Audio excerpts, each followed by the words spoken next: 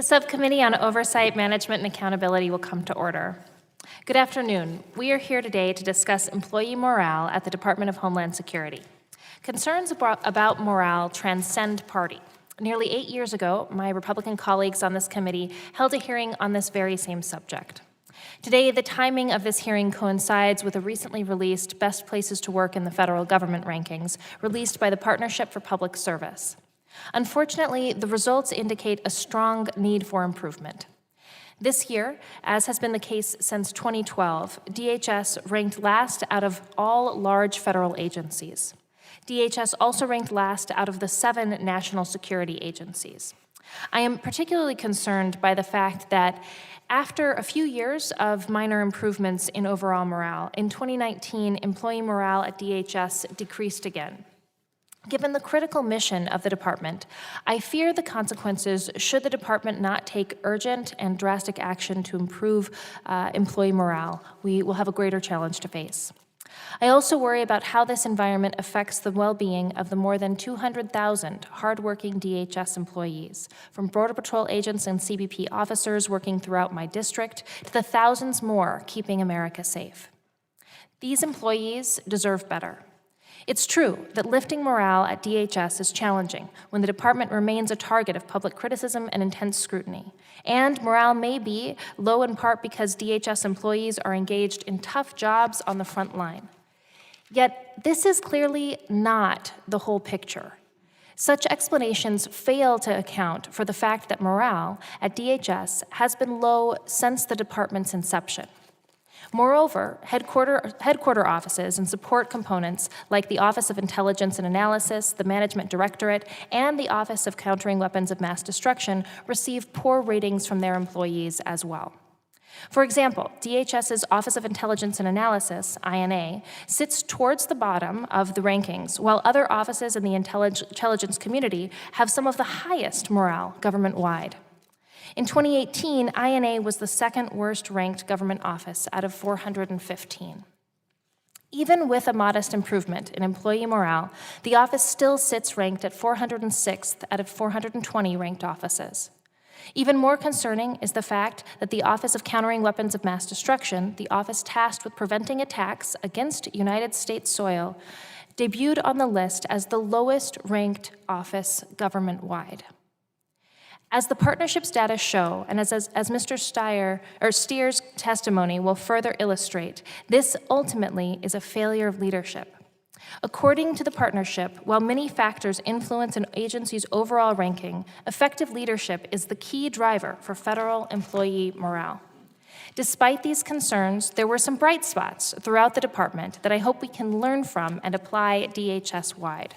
For example, the Coast Guard and the U.S. Citizenship and Immigration Services have both consistently received high scores from employees and are currently ranked in the top 25% of all federal offices.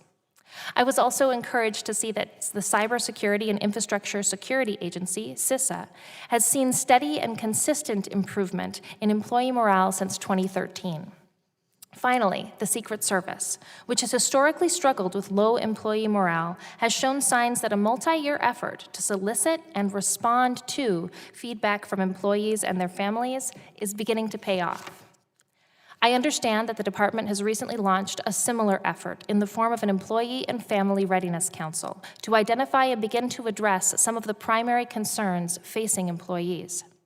Ms. Bailey, I hope to hear more from you about this afternoon about these efforts, as well as how Congress might be able to act to give the department additional tools to improve morale. I also look forward to hearing from Mr. Steer about what models throughout government the department should be looking to as it pursues these efforts.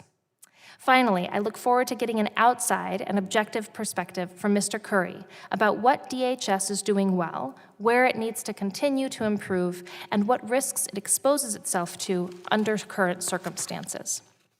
Before I conclude, I would like to take a moment to highlight some of the work this committee has done to improve morale at the department. In 2019, I co-sponsored legislation introduced by Chairman Thompson, the DHS Morale Recognition, Learning, and Engagement Act, very cleverly creating the Morale Act, to require action on DHS's part to respond to its employees' concerns. This bill passed out of committee and the House on a bipartisan basis, so I am grateful to my Republican colleagues for their support of this legislation. Thank you to the witnesses for joining the subcommittee this afternoon.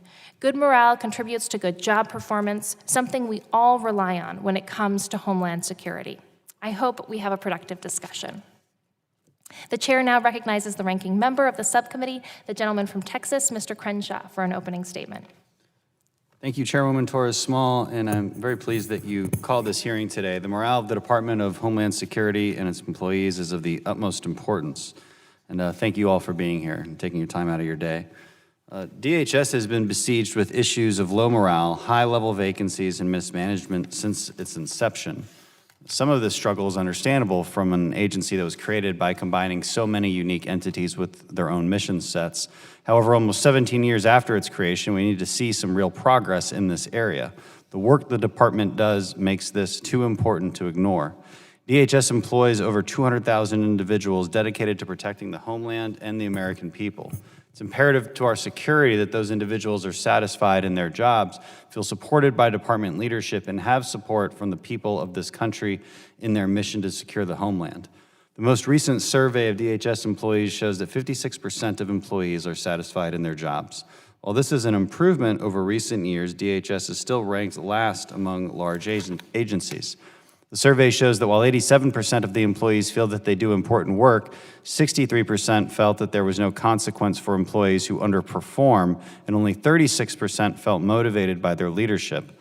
Unfortunately, these employee viewpoints are not new. Similar numbers were reported at a hearing this committee held on morale during the Obama administration. The responses to these questions show fundamental issues with the leadership of DHS and its components. While the employees value their work, they do not feel valued in their workplace. This is a problem that starts at the top. DHS leadership must hire and promote leaders who can motivate their staff, and they must find ways to reward good performance and address underperformance. I was pleased to find out that DHS has established an Employee and Family Readiness Council to address challenges DHS employees face. This is a step in the right direction. However, I believe more needs to be done to determine the root causes of the employee dissatisfaction. While I believe some of the dissatisfaction has its roots in the organization of the department, I also believe I need to point out that the physical attacks on the offices of Immigration and Customs Enforcement and the verbal attacks on ICE and Customs and Border Protection, as well as the department as a whole, by members of Congress and the media, absolutely undermine employee morale. Every day, DHS employees strive to carry out critical missions to protect the people of this country. From CBP agents on the border, ICE, HSI conducting counterproliferation operations and counter-human trafficking operations, and CISA ensuring physical and cyber security that keep us safe. They should not be blamed for the failings of an immigration system that we as a Congress have not acted to fix. Good morale at an agency can help drive progress and ensure mission success. Bad morale can lead to a disconnected workforce and a lack of commitment to an agency's mission. With an agency like DHS, the stakes are too high to allow this to happen. DHS needs to develop a clear vision for addressing the root causes as well as metrics to measure its success. It also needs to develop ways to motivate, still, and reward performance. I look forward to hearing from our witnesses today on the causes of the low morale at DHS as well as the steps DHS should take to address it. I yield back. Thank you. Other members of the committee are reminded that under the committee rules, opening statements may be submitted for the record. I now welcome our panel of witnesses and thank them for joining us today. Our first witness is Ms. Angela Bailey, Chief Human Capital Officer of the Department of Homeland Security. In that role, she is responsible for the department's human capital program, including human resource policy, recruitment and hiring, and employee development. She has dedicated more than 38 years to a career in public service, with 32 of those years in human resources. Ms. Bailey was appointed to her current position in January 2016. Our second witness, Mr. Chris Curry, is a director on the Homeland Security and Justice team at the Government Accountability Office. He leads the agency's work on national preparedness, emergency management, and critical infrastructure protection issues. Mr. Curry has been with GAO since 2002 and has been the recipient of numerous agency awards, including the Meritorious Service Award in 2008. Our final witness is Mr. Max Stier, founding president and CEO of the Partnership for Public Service. At the partnership, he has overseen a center focusing on the presidential transition, an awards program that recognizes exceptional civil servants, annual rankings that examine employee engagement, and numerous leadership development programs. Before joining the partnership, he had a career spanning all 3 branches of government. Without objection, the witnesses' full statements will be inserted in the record. I now ask each witness to summarize his or her statements for 5 minutes, beginning with Ms. Angela Bailey. Good afternoon, Chairwoman Torres-Small, Ranking Member Crenshaw, and distinguished members of the subcommittee. Thank you for the opportunity to appear before you today to discuss the Department of Homeland Security's sustained efforts to enhance employee morale and engagement. DHS employees are on the nation's front line, performing extremely difficult work under challenging conditions. Think of our transportation security officers screening frantic passengers who are trying to make flights home, knowing that 1 second of inattention could jeopardize their lives. Or FEMA employees leaving their families to deploy to a disaster site under austere conditions. Or Border Patrol agents trying to humanely manage an overwhelming volume of migrants. In addition, think of the ICE, Homeland Security Investigations Team, whose work led to capturing and convicting El Chapo, the notorious international drug cartel leader. Or one of our Coast Guard employees, whose work during Hurricane Florence contributed to saving 75 lives. It's all difficult, critically necessary, and often thankless work. And it can put our dedicated employees under harsh public scrutiny for simply doing their jobs.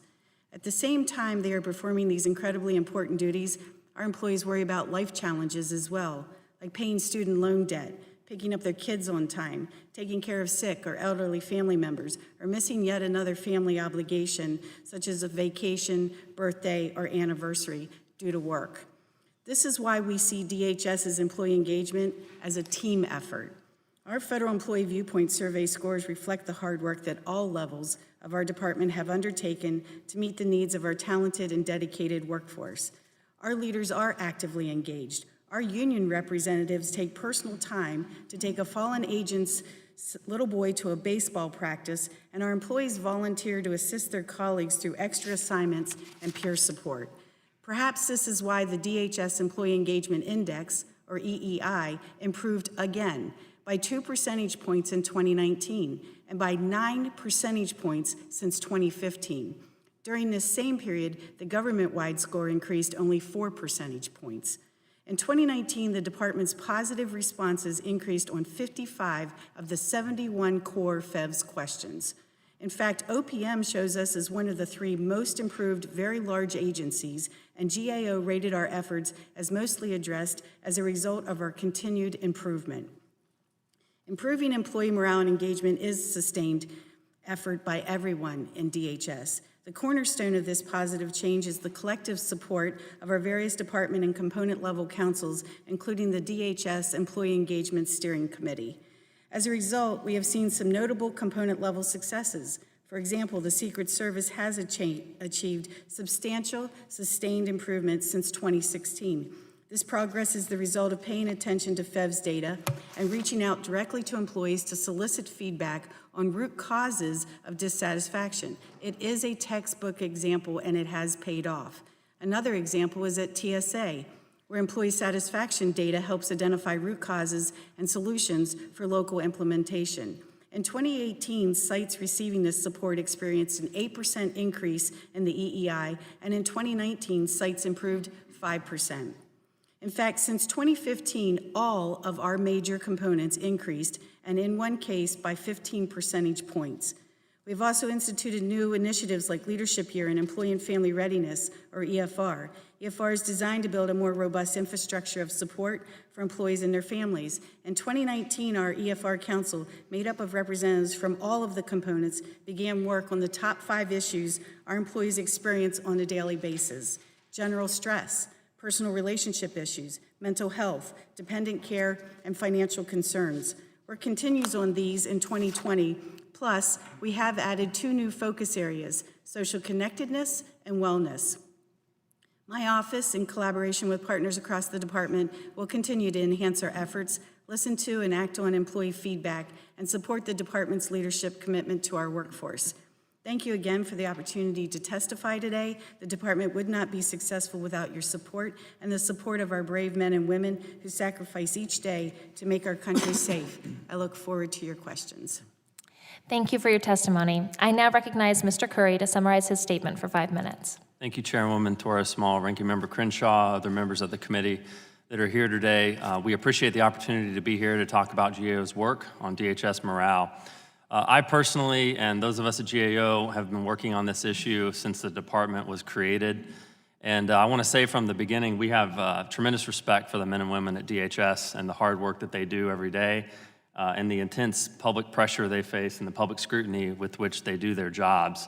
I also know that nobody cares more about this problem than the leadership of the department. And we've seen this across administrations. It's not a partisan issue. It's something that every administration has really worked hard to address.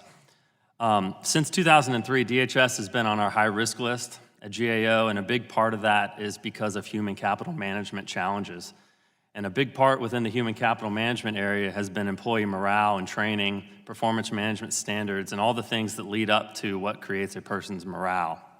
Over the last 5 years particularly, we've seen a number of positive changes in this area. As Ms. Bailey mentioned, we have seen DHS make steady progress in the FEV scores and do it in years when sometimes other government agencies have actually seen a decrease. So they are making slow and steady progress, but obviously there's a lot more that needs to be done. They've done this by implementing a number of recommendations across a number of agencies. For example, they have implemented our recommendations to develop employee engagement plans, not just the whole department, but the components themselves that identify the root causes of morale issues. And as the ranking member said, these root causes are varied. A lot of these things have to do with just core leadership management issues. Do I trust my supervisor? Do I believe in our performance management system? Do I think our agency has the ability to hire the people we need to do their jobs? These are the kind of things we see not just at DHS, but across government. So I absolutely agree that while DHS faces a unique mission and unique challenges, a lot of agencies face unique missions and unique challenges and don't have the level of morale that DHS has right now. I also want to say that, unfortunately, as was said, DHS's morale scores are still toward the bottom of large departments. I think that you have to look within DHS to really get a better sense of those numbers. The department is huge, and the components are so varied and different in size, too. So, what plagues TSA is going to be completely different than what the Coast Guard faces. The Coast Guard is an agency that has been around for many, many years, has a strong leadership culture, has its own academy, well-grounded management principles, and a structure and hierarchy. So it's understandable that TSA is going to take much longer to get to the point where they've addressed their morale issues. There's really just a few things I want to point to moving forward that I think we need to focus on moving forward. First is I really think that this committee and other committees, as you are conducting your oversight over component missions like border security, cybersecurity, emergency management, that you speak to the leadership of those components about this issue too, and that human capital and morale issues be held at the same standard of accountability as the mission side is. Otherwise, they're not going to have the incentive to address the issues like they will on the mission side. Also, I think there needs to be a focus on a few specific components. If you look at CBP and TSA, they have somewhere in the range of a third to almost a half of the department's employees. So, I think a focus needs to be put on the place where the most impact can be made. And then lastly, I think that you need to continue the oversight in terms of these types of hearings and with the components as well, and really to drive this home. So thank you for the opportunity to testify. I look forward to the questions. Thank you for your testimony. I now recognize Mr. Steer to summarize his statement for 5 minutes. Thank you so much. I can't imagine better opening statements than both your Chairwoman Torres Small and your Ranking Member Crenshaw. I thought they were pitch perfect and exactly right. Members of the committee, this is fantastic that you're having this hearing.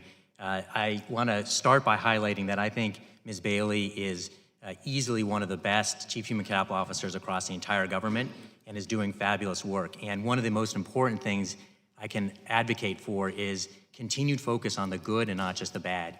If you ask root causes, one of the real challenges we have in government is lots of infrastructure to find problem and almost no effort to find the good things that are actually answers to those problems. So the more you can do to surface the good, the more you will actually do to address the bad. And I can come back to that later. I'd love to do so if that's possible.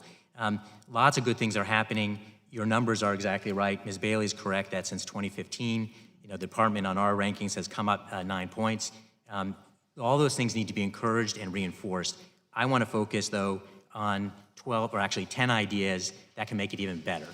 So finding ways for us to move even more aggressively in some of the areas that I think would make a very big difference. And part of it is building on things that are already there. One component that you've heard talk about already, Secret Service. I want to point to leadership there. So it turned around when Tex Alice became the director of the Secret Service. He's now the acting undersecretary for management. No one better for that position. He turned it around, Secret Service. He's a great contributor, and I think there's a lot more that he could do. So 10 ideas for you, if I might, beginning with Congress itself and what you might be able to focus on, and it's hearings like these. You heard from Chris, it'd be fantastic for you to do this on an annual basis. If there's a regular set of hearings, a regular tempo, leadership is going to expect this. They know that this is a priority for your perspective, and then they will pay more attention to that. It's a normal course. It's one of the powers that you have in your oversight is to direct attention and to focus on the good things. So yes, on the subcomponents and what's working in the different parts of government. Number 2 would be to hold leaders accountable. And so again, on the political side, one of the challenges is most political appointees are selected because they're policy experts and not necessarily have a lot of management expertise. And in fact, having performance plans for political appointees, as there are for career employees, would be an example of things that you could use to help direct them to things that are management-oriented and hold them accountable. Number 3, we need to provide continuity in the senior management ranks that doesn't exist today. So I mentioned Tex, fantastic guy. He's the 5th, if I count correctly, 5th Undersecretary for Management in 5 years. It's very difficult to make forward progress on difficult management issues without continuity. There's way too many Senate-confirmed positions, way too many political appointees, and we ought to be creative here. Think about IGs. They don't turn over every administration, and we could think about operational versus policy positions amongst the political ranks, and that would make a very big difference. So I posit to you that creating continuity in the management positions would have phenomenal impact and be very powerful. You think about GAO, they've got a 15-year term. Gene Didero's doing an amazing job. That's the kind of thing you need in the management positions. 4, you need to provide budget stability, and both of you have worked on this issue. Shutdowns are the worst. It's craziness, burning down your own house. We've got to change that, got to prevent that, but we also don't need CRs, and that's something, again, in Congress's House. 5, you need to support investments in leadership development. That, again, is the name of the game. The political leaders, yes. The career folks are the ones that are there day in, day out, and they need to be invested in ways that don't happen very much. Coast Guard's a great example. Now, 5 really fast for the administration and DHS.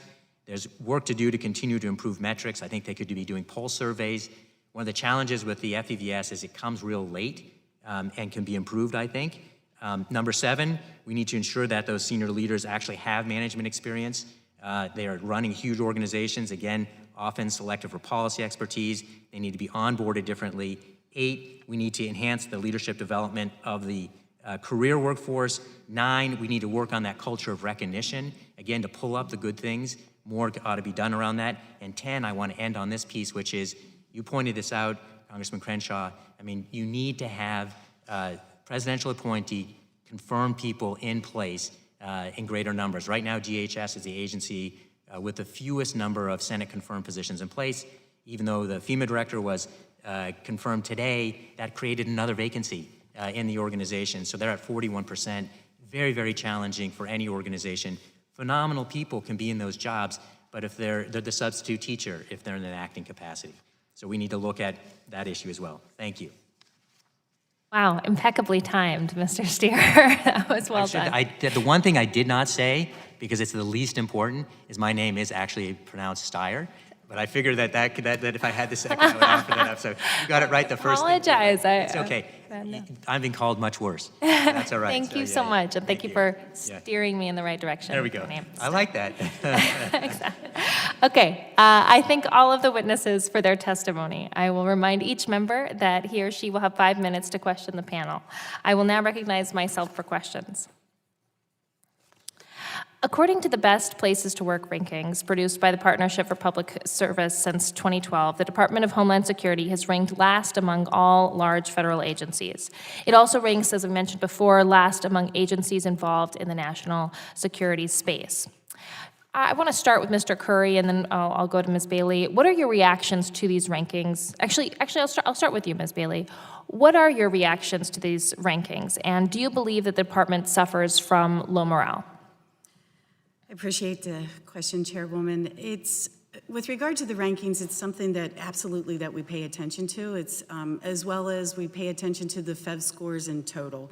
One of the things that we try to do is pivot off of that and look down into the root causes, get out into the field and actually talk not only to the leadership, but talk to the employees themselves.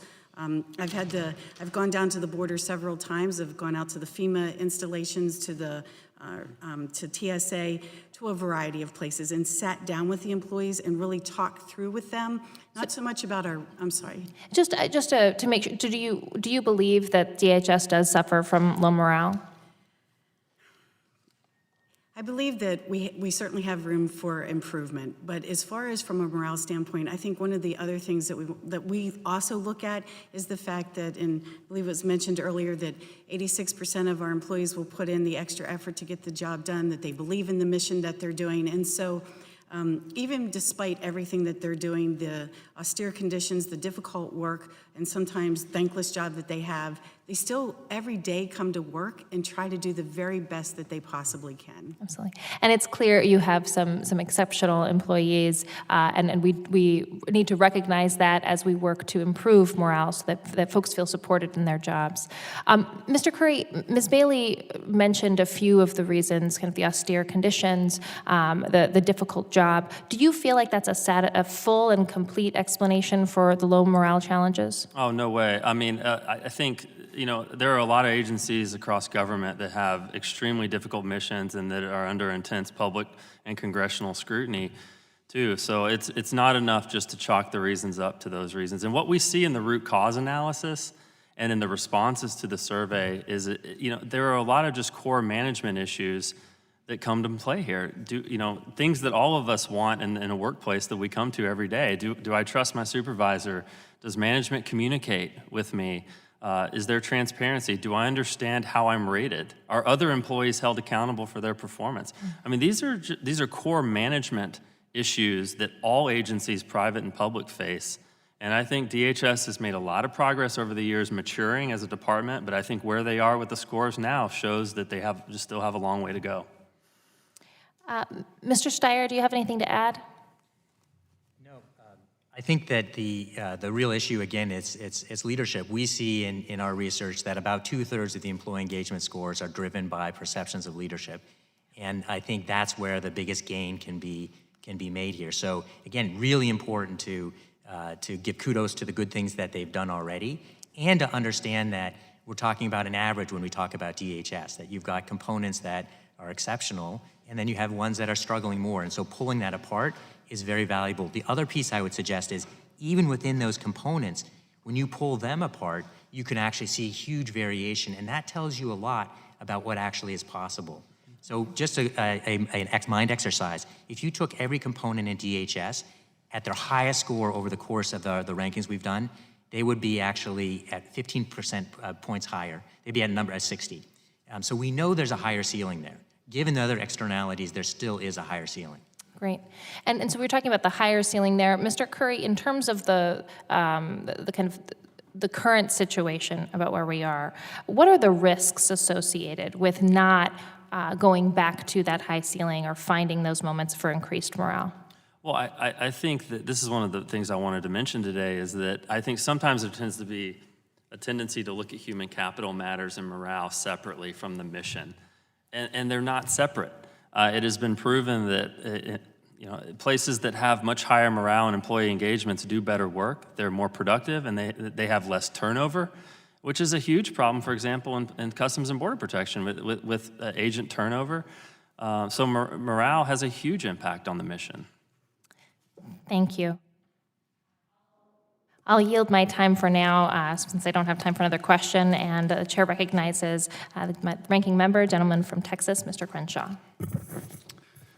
Thank you, Chairwoman, and thank you all, again, thank you all for being here. I want to start with flexibility in hiring and firing, and what's one of the major issues that CBP, FPS, and other components face is their authorized strength and meeting the billets that they have.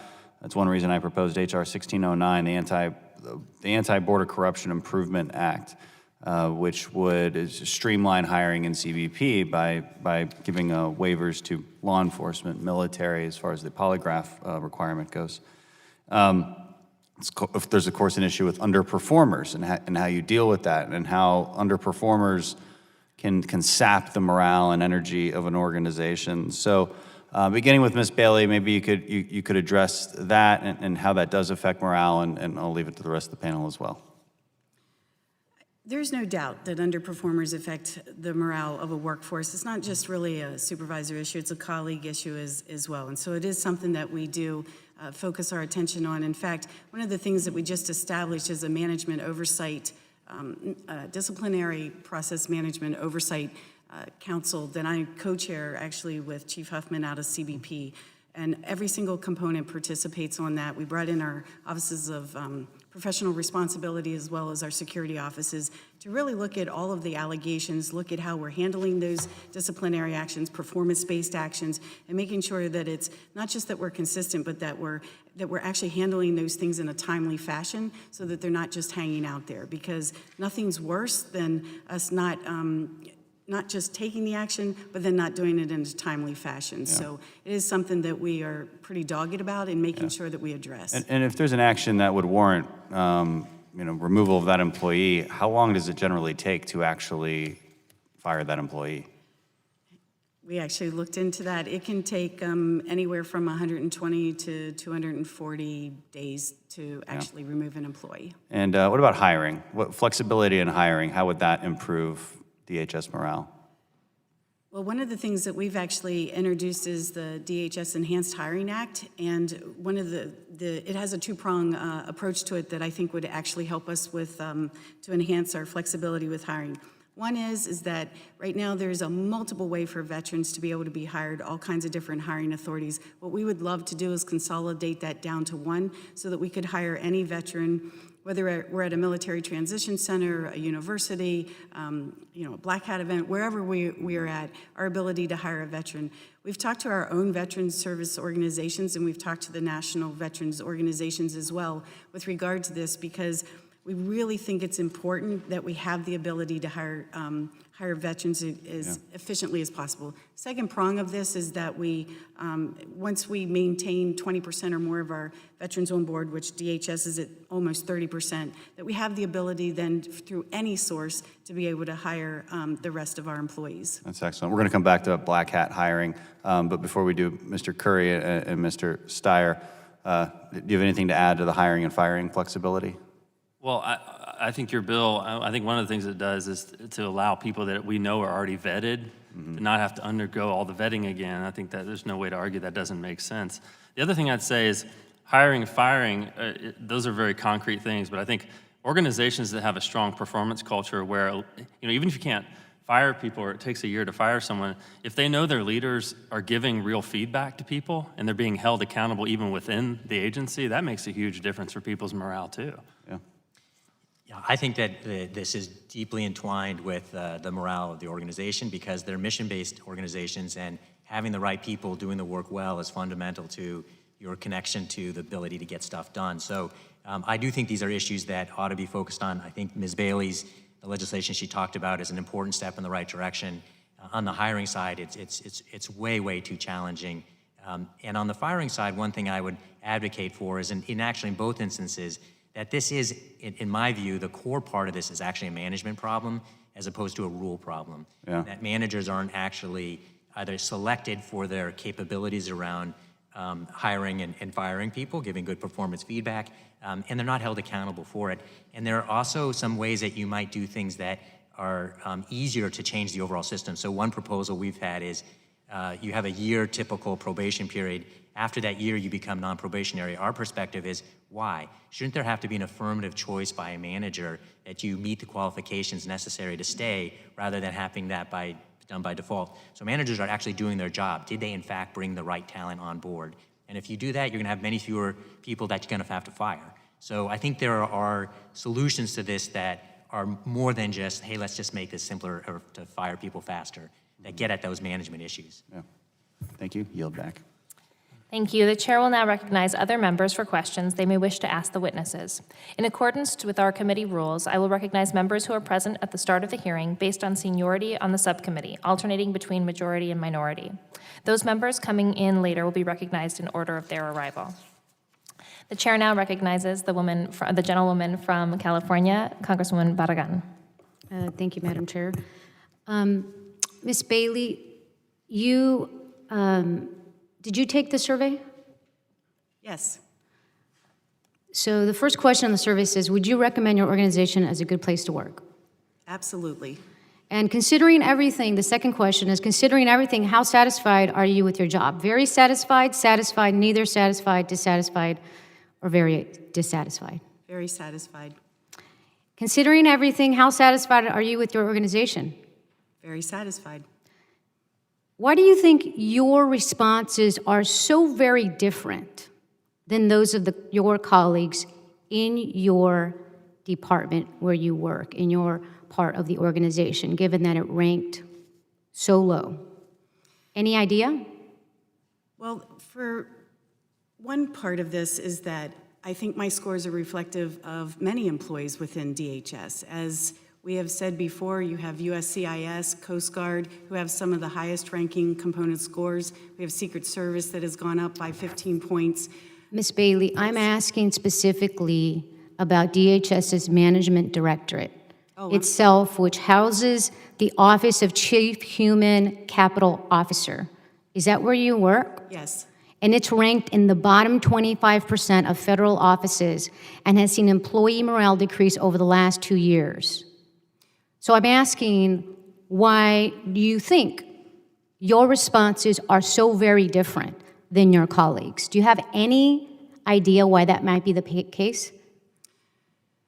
one of the things that we really need to do is dig in a little bit deeper from the management level. I will tell you that we spend a tremendous amount of our time looking at the components and seeing where they're going, addressing their root causes. And so I would say that one of the areas that I would like to focus my attention on is digging in deeper into that issue. Why are my scores this way? Because I absolutely have fantastic leadership that supports me every step of the way. Get the money that I need with regard to our employee and family readiness programs. I have top-level support for what we're trying to do for the employees throughout the department. That's the viewpoint I see. Are those efforts that are being made now the ones you're mentioning that you want to see? Do you know if there's something being done on that to dig deeper? Absolutely, I know that those programs are being deployed. They're being deployed as we speak across the department. Okay. So you testified in your opening statement that workers are simply doing their job. You remember saying that? Yes. Well, employees in the department have been asked to carry out policies, some of which they don't agree with. What do you think that does to employee morale? As employees of the Department of Homeland Security, it is really, and as civil servants, it is our responsibility to carry out the policies of the administration. But do you think that carrying out a policy you don't agree with decreases employee morale? I believe that there are areas in which we can work with our employees to help them better understand our policies, to ensure that they're able to carry those out to the best of their ability. Well, then let's talk about the separation of women and children. How has the policy of separating women and children from their parents affected DHS employee morale? You just said, let's help them understand why they should do that. There is a good example of policy where we heard people did not agree with. They had to carry it out. How do you explain to that employee and say, this is why you should be doing this, and this is why it's good policy? One of the things that we do is, and really do sit down with the employees and just have a conversation with regard to the policies, make sure that they are able to carry out these policies. I'm asking a very specific question, Ms. Bailey. It's a very specific question. Do you think that employees who had to carry out this inhumane policy to separate children from their parents, do you think that helped employee morale? It's a yes or no. You know, without the data to actually look at that, You don't know the data about the impact that it had on children and parents and what that has done to employees. You yourself mentioned, Ms. Bailey, that these employees are mothers and fathers. You don't think there was an impact, that there was an employee who has children, to see these children ripped away from their parents as parents themselves? You want to see data on that? Really? That's kind of sad, because you just got to look at parents and ask them and your coworkers. There's no data to look at here, although there's plenty of data about the mental health impacts this has had on children and parents. And so if you don't start by identifying that, then I think that's a concern. With that, I yield back. Thank you. The chair now recognizes for 5 minutes the gentleman from Louisiana, Mr. Higgins. Thank you, Madam Chair. I don't know if my mic is on, the light's not functioning. Madam, gentlemen, thank you for appearing today. I have a couple of phases to my questions, so we're going to move rather quickly. One is referencing the responsibility of inflammatory or vitriolic rhetoric coming out of this body directed at DHS and how that might affect morale. Before I go there, let me ask, just yes or no across the board, have any of you ever been a member of the military or a member of say, a paramilitary organization like a police force? Madam? Married to an Army veteran. Okay, and let me clarify, outside of administration, have you worked the street or been in the field? And this is not a derogatory or a question, we just need to clarify. Sir? No, sir. Sir? Nope.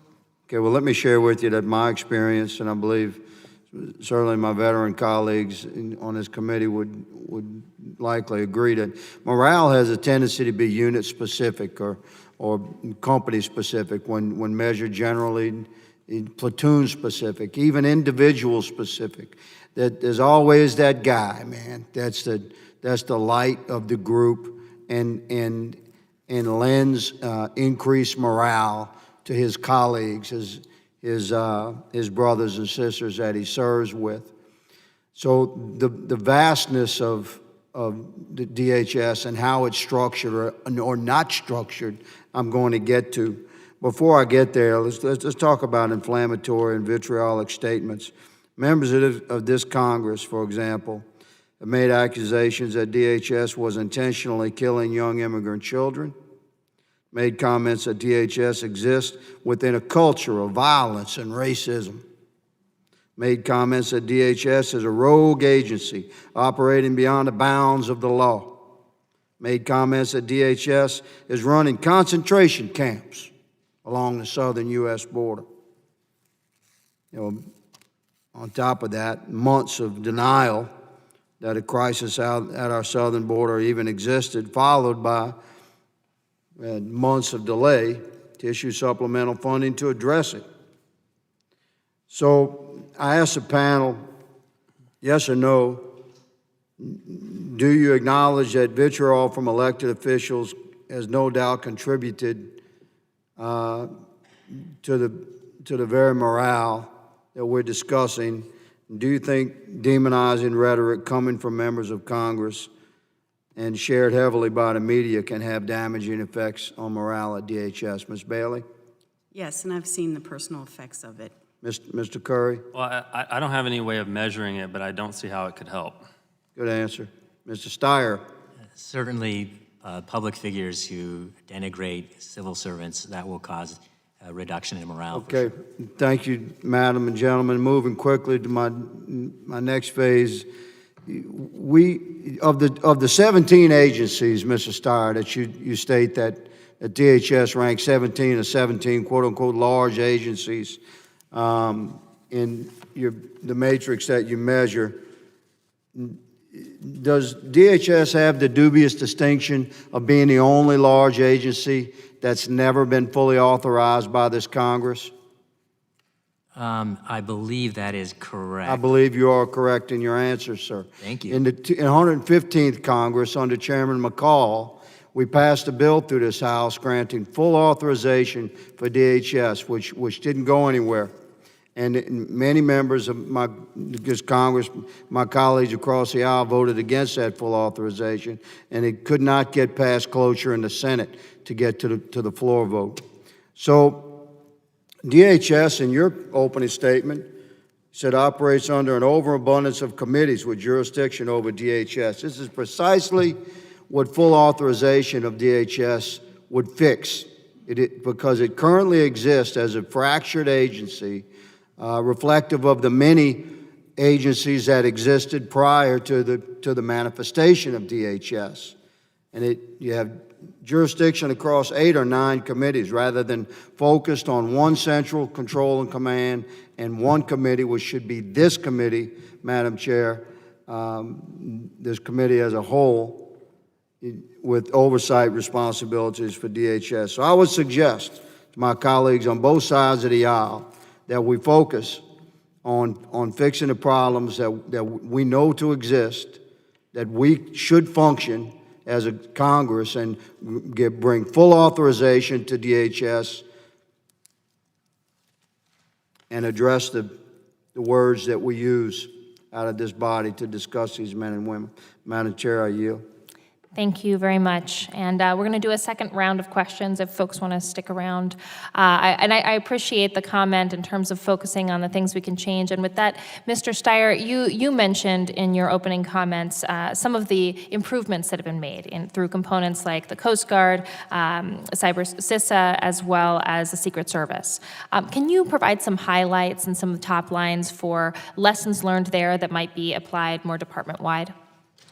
Certainly, and I think it again comes down to leaders and who are doing great jobs. And I would point out to Tex Alice again, who was he may have been the first non-Secret Service agent to become the head of that component. And I think he turned it around and did a fabulous job. He's now the acting undersecretary, and it underscores another one of the recommendations, which would be if you had someone like that who was there for 5, 6, 7, 8 years in the Undersecretary for Management position, I think you would see all kinds of great things that could happen. And it begins with a point that Chris made, which is a recognition that fundamentally mission is about people. That mission is about having people who are the right folks in the job, who are supported in doing what they care about.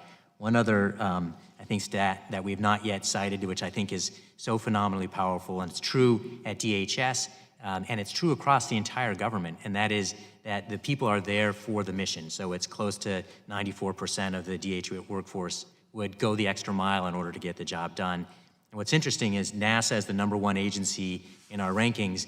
Those numbers are not really any fundamentally different. The mission commitment numbers are the same. It's really the leadership numbers that change. So you asked for specific examples, and I think it begins at the top. It begins with leaders who see this as a primary part of their function, and it's about creating that relationship of trust with their workforce so that they are able to believe that their voice is being heard and being responded to in a fundamental way. So a lot of this stuff seems very straightforward and basic, but in truth, it is, and it's also not done all that often. Thank you, Mr. Steyer.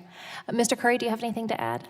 I'd like to piggyback off that issue of trust. I think, one of the things we've noticed in components that have increased their scores is that there's been concerted effort by the leadership to listen to the employees, and not just listen to the employees, but actually show them how they're implementing their suggestions and implementing their feedback, because that builds trust.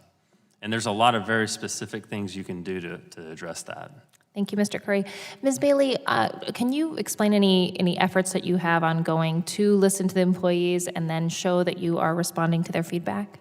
Yes, absolutely. I think one of them is our employee and family readiness initiatives, actually, is something I'd really like to talk about, because the FEV scores really only tell you a bit of the picture. Going down and actually sitting down with the employees and talking to them and trying to understand what it is that really could help them, not just on the job, but also help them as a whole person. And so some of the things that we've really looked at is the general stress. When you're out on the border, and I have witnessed agents whose hands are shaking as they're trying to in-process a 6-year-old that they found abandoned in the desert. I have witnessed I have not witnessed, but I get the suicides that come across my desk. Just today, right before I came in here, another Border Patrol agent died. And so seeing all of these kinds of things, we know that we have to treat this issue as the whole person. And so it's not just about the employee. And I'm sorry, I just want to make sure can you specifically how you've shown that you're responding to employee feedback? So in meeting with them, we know that general stress, dealing with their personal relationship issues, we've delivered training for them, mindfulness training to help them with their general stress. We've delivered stronger bonds training to help them with their personal relationships. We've delivered financial literacy for them to help them with their financial concerns. We've also created a mental health website to help them with their mental health, as well as and introduce them to employee assistance programs and independent care as well. So those are examples of how we've listened to them. Thank you, Ms. Bailey. We've deployed what they've asked for. And just quickly, one of the main concerns that was highlighted was the failure in leadership opportunity and creating training within leadership. So can you explain any plans you have for new programs within that space? Yes, absolutely. So with regard to leadership development, it's not just about our SES. We have fantastic programs for our SES. In fact, some of the best I've seen in my 38 years. But one of the other things that we're doing is trying to go down much deeper into the organization and provide leadership development training for all of our employees. So we have things called Joint Fellows programs, Joint Duty programs, Bridges programs that help at the 7-9-11 level. So the point is that what we're really trying to do is create a leadership cadre with every employee, not just our leadership. Thank you very much. And my time has expired. I now recognize my colleague, the gentleman from Texas, Mr. Crenshaw. Thank you. And regarding the question, assuming it was asked in good faith, about the decrease in morale because of policies needed to be implemented by the administration, it's worth pointing out that child separation policy was ended in June of 2018, and yet 2019 we had a decrease in ICE and CBP morale. I don't yell at CBP agents. I talk to them, talk to hundreds of them. It's pretty obvious to me what it worries them, and the fact that people are literally attacking ICE facilities and verbally attacking them from the highest places in government. It's pretty obvious what keeps them awake at night. But back to what is working. I mentioned before I wanted to get to the black hat hiring. A lot of people don't realize what that is, but that involves cyber workforce, which is extremely important considering what will inevitably be an increase in cyber attacks on the homeland, and as we engage with actors like Russia, China, Iran, and non-state actors, and the need to protect our infrastructure and private industry. So tell me about black hat hiring and how that is and how that's increasing our hiring flexibility and helpful towards Homeland Security. Yes, Congressman. Well, one of the things that we did, and thank you to Congress actually, is we received Title VI authority, which gave us the authority to basically look at our cybersecurity workforce and recreate everything about the way that we recruit, hire, retain, pay, compensate our cyber workforce. We have taken absolute full advantage of that, giving us the opportunity now to be able to go into some of these different conferences, hold job hiring events at that point, and be able to hire these folks on the spot. We're able to do market-sensitive pay so that we can pay them in accordance with what they should be paid and not be tied to the antiquated GS system. We will also eliminate the classification and the qualification. It's based on a 1929 system that doesn't work for anybody. And so instead, what we're going to do, we've worked with our subject matter experts to make sure that the capabilities that we're going to hire folks for actually match the mission in which we have a need for. So With that, and I have full support of CISA, as well as our CIO community, and we will implement that this year. Okay. How many more employees do you expect to hire under that new program? I think roughly, I'm not sure it's going to be more employees, more so it's going to be that we're going to start, well, let me put it this way. We will hire probably about 150 this year, add another 350 next year, so I guess you would say. And mostly yes, under CISA? Yes, Okay. mostly CISA, and then also our CISO community, that's our Chief Information Security Officer community throughout the department. One question that's come up to me before is thinking outside the box here and the ability of Border Patrol and ICE there to be more flexibility between switching between Border Patrol and ICE, namely because of the locational preference. Right. Sort of like if you think of the military and shore duty versus sea duty. Has there been any discussion of that? Is that feasible at all, and would that help morale? Yes, actually, and we track all of that, and so one of the things that we've done for CBP, because you're absolutely right, after serving so much time on the border, it's kind of like a deployment, if you will, and then what we have is a rotation program in which they can then opt to go to a different location, or we work with them. ICE has a lot of more urban locations, so that way their spouses and their families have opportunities that they might not have had on a border town, and so we have a lot of those. We also have instituted retention incentives, as well as special pay, critical pay, everything that we can think of to ensure that they are given what they need to do the job. Okay, excellent. In my limited time left, recently there was, I think, a win for paid family leave in federal government. How do you anticipate that playing out with both morale and also readiness?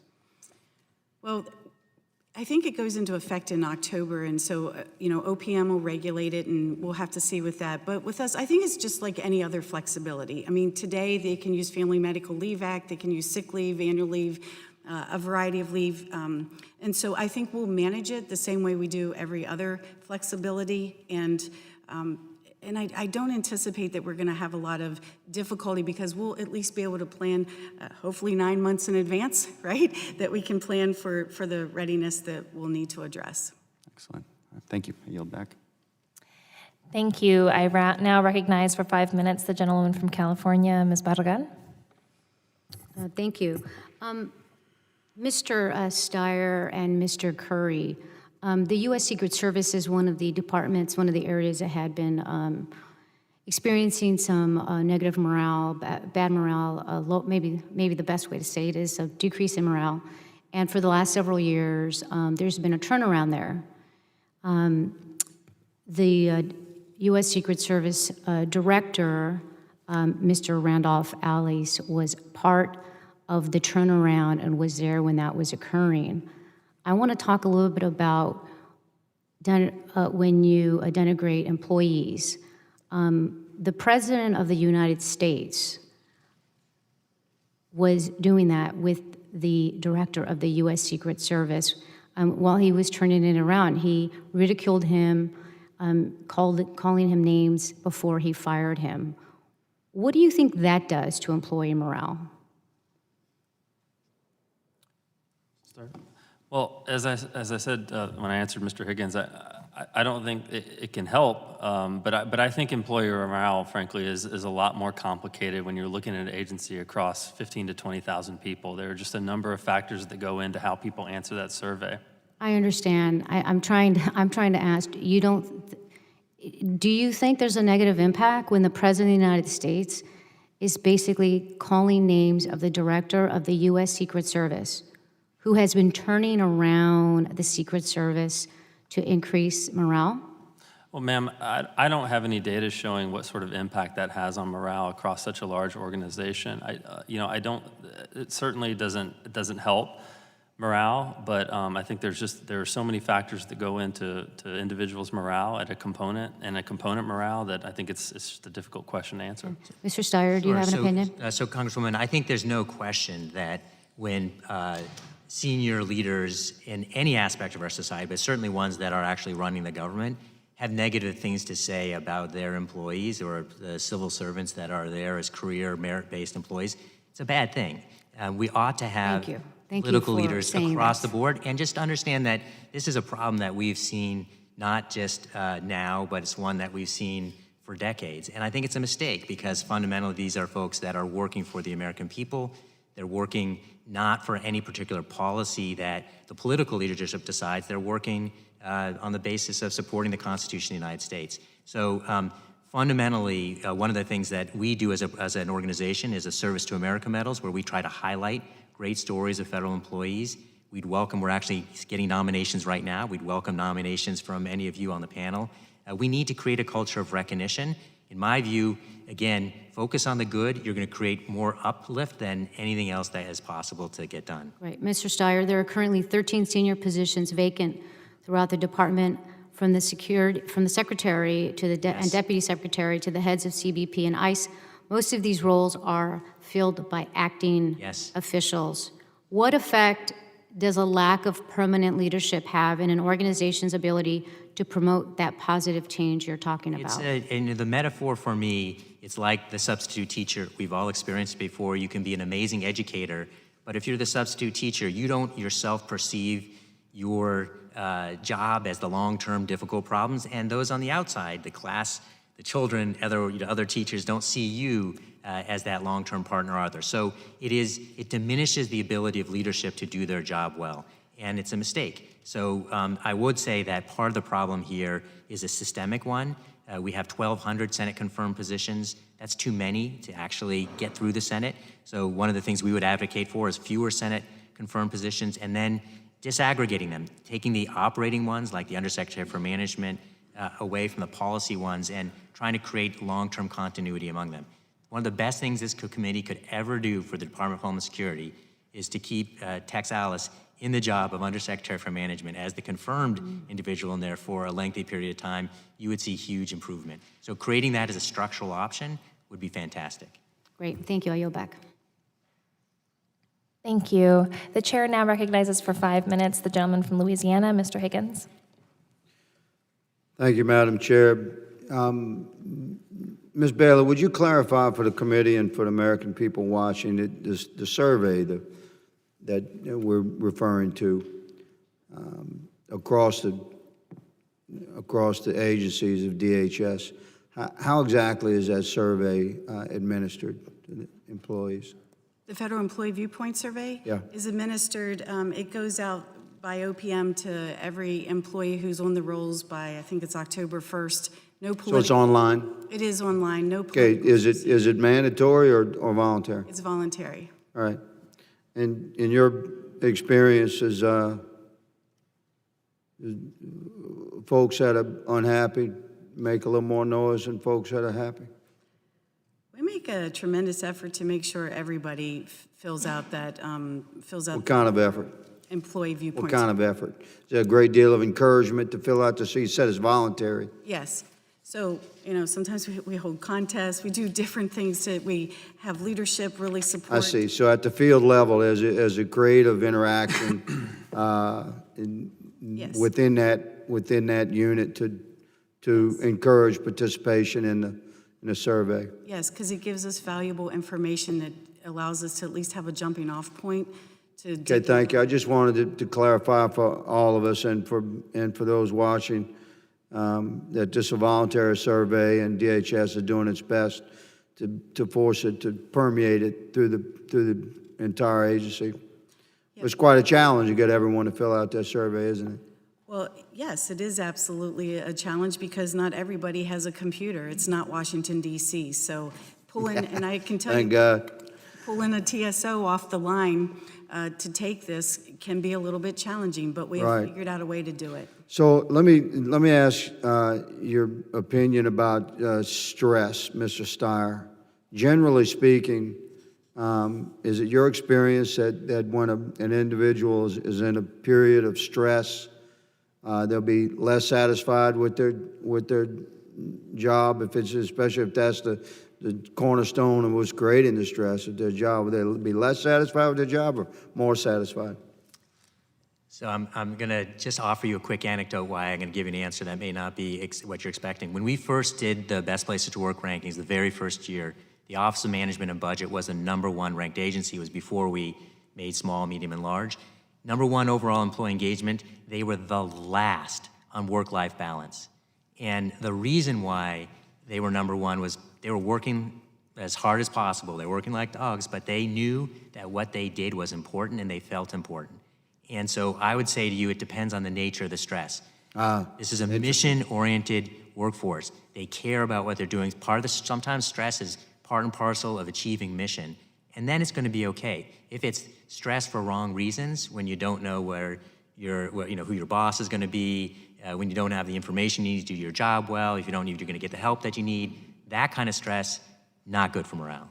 And in the Department of Homeland Security, some of the stresses we're dealing with, a complex woven web of challenges for the men and women. You're dealing with, on the border, dealing with remote areas, difficult to have opportunities for a family there, dealing with incredible volumes of crossings on the border that we've never seen before. The types of crossings have certainly changed over the course of the last several years. So if one, and I'll leave you with this question, Mr. Starr, in my remaining time. If any reasonable person could have projected the kind of volumes of crossings that we're dealing with on the border and the totality of circumstance that DHS is dealing with, and if one would have presumed, say, 5 or 6 years ago, that the department would still remain not fully authorized by Congress, would a reasonable perspective from 5 or 6 years ago have projected a decline in morale, a challenged morale within the agency based upon what we're dealing with right now? I think it's entirely dependent upon the leadership. So I'm with you on the issue of the only recommendation from the 9/11 Commission that hasn't been enacted is the one you're describing, which is Congress should create a mirror to the executive branch. So entirely with you that creates a lot of trouble for the department to have multiple oversight bodies. There should be one. But I would say to you that all the challenges you're describing, good leaders can manage them, and good leaders that are both political and career that have continuity, because again, I think it's the short-term nature of the leadership that is a source point of a lot of the challenge, would be able to manage the kinds of difficulties you're describing very Excellent. well. Very thoughtful and insightful answers. Madam Chair, I yield. Thank you for holding this hearing. Thank you, and I thank all the witnesses for their valuable testimony and the members for their questions. Before adjourning, I ask unanimous consent to submit 2 statements for the record. The first is from the National Treasury Employees Union, which represents Customs and Border Protection officers. The second statement is from the American Federation of Government Employees, which represents nearly 100,000 DHS employees. Without objection, so admitted.